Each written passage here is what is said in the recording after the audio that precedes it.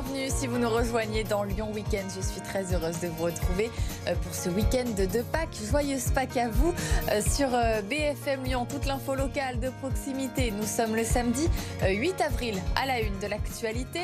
Les touristes ont choisi Lyon pour Pâques. Hôtels et restaurants lyonnais font le plein pour ce week-end prolongé. Des réservations en hausse malgré l'inflation et les différentes manifestations.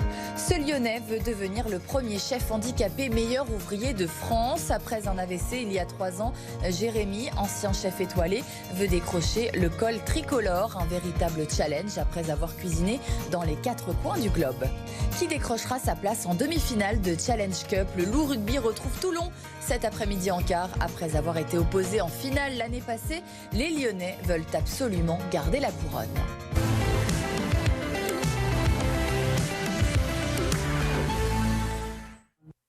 Premier week-end prolongé de l'année et début des vacances de Pâques pour les Lyonnais.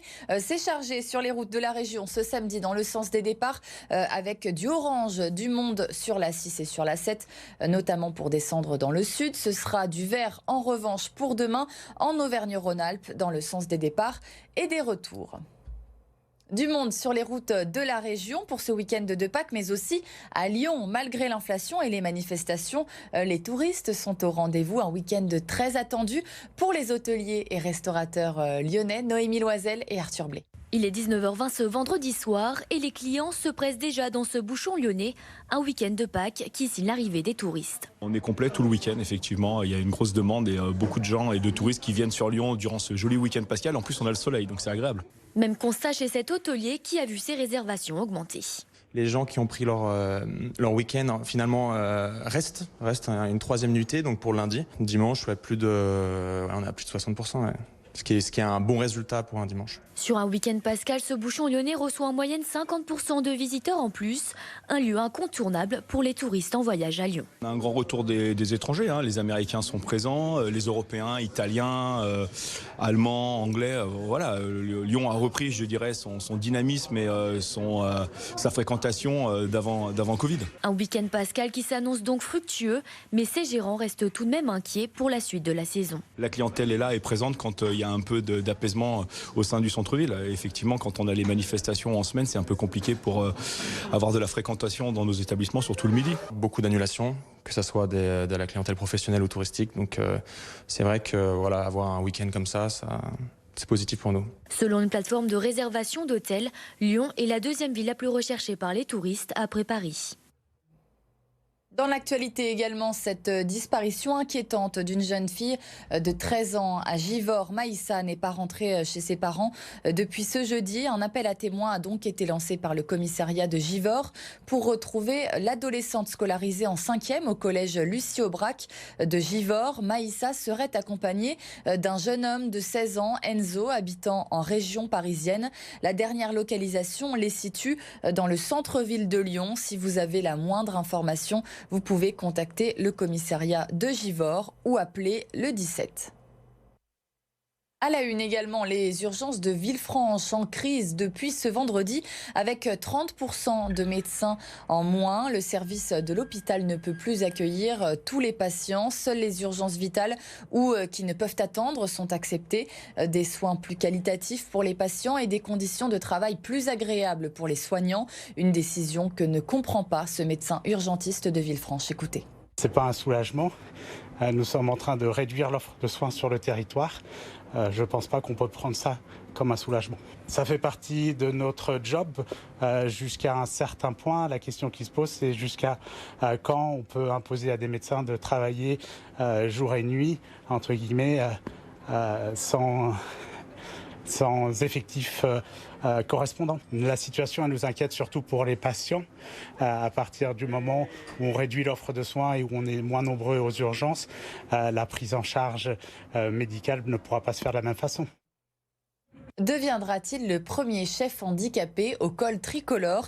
Jérémy, ancien chef étoilé lyonnais, est candidat pour devenir meilleur ouvrier de France. Un vrai challenge pour le quadragénaire après un AVC et de nombreuses séquelles encore aujourd'hui. Anaïs Bernard. Des choses toutes bêtes mais qui sont par exemple ne serait-ce que se tenir debout pour faire la cuisine. Comme vous le savez, j'ai plus d'équilibre. Donc voilà, je me tiens sur le côté comme ça. Privé d'une partie de son audition et de sa vision, suite à un AVC, cet ancien chef étoilé est aujourd'hui hémiplégique. Mais Jérémy n'a pas dit son dernier mot et se présente à la 28e édition du meilleur ouvrier de France. Je me présente au meilleur ouvrier de France parce que j'aimerais montrer qu'après le handicap, il y a encore de l'avenir, il y a du potentiel et qu'il faut se fixer des challenges, même des fois irréalistes pour beaucoup, pour montrer qu'on est encore capable de faire beaucoup de choses. Si le challenge est grand, l'espoir l'est tout autant. Il souhaite performer, mais surtout donner de la visibilité. Je veux vraiment que le handicap et le monde de la restauration se rencontrent. Je pense que le métier de l'hôtellerie et de la restauration a encore peu de représentants handicapés et je pense qu'il est temps que ça bouge. Le rendez-vous est donné en 2026. On saura alors si le chef a relevé le défi et obtenu le très convoité col bleu blanc rouge. Un mot de sport et en national, Villefranche sort enfin la tête de l'eau et revient dans la course au maintien. Les Caladois recevaient hier Bastia-Borgo, la lanterne rouge, score final 2-0. Une victoire qui fait beaucoup de bien après plus d'un mois sans gagner. Un résultat qui, couplé aux autres de la soirée, ramène le FCVB à une petite longueur de la 12e place de premier non relégable.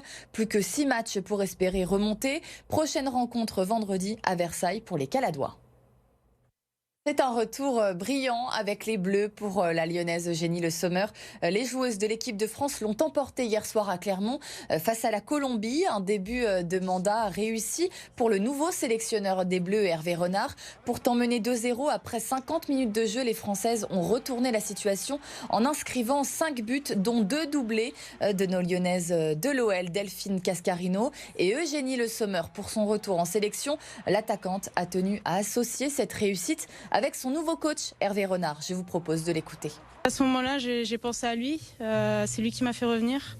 C'est lui qui m'a fait confiance. Et je me devais de lui rendre ça. Et je suis contente pour lui aussi ce soir parce que c'était sa première et on a gagné et c'était le plus important.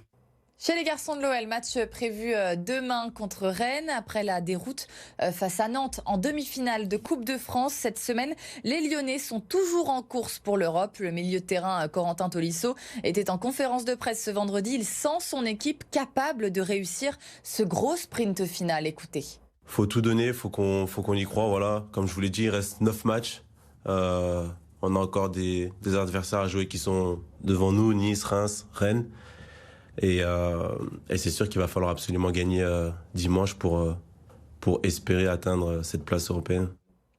En rugby, c'est un match choc qui attend le Loup cet après-midi.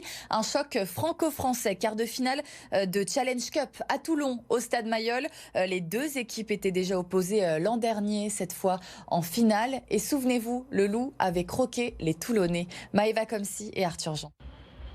Et si le Loup se rappelait aux bons souvenirs de l'année dernière ? Une victoire 30-12 en finale de Challenge Cup et un titre. Et c'était déjà face aux Toulonnais. On a tous envie de recréer quelque chose sur cette compétition. L'année dernière, ça a apporté beaucoup de choses au club, donc bien sûr que c'est important. D'un côté, le champion titre peut nourrir des ambitions.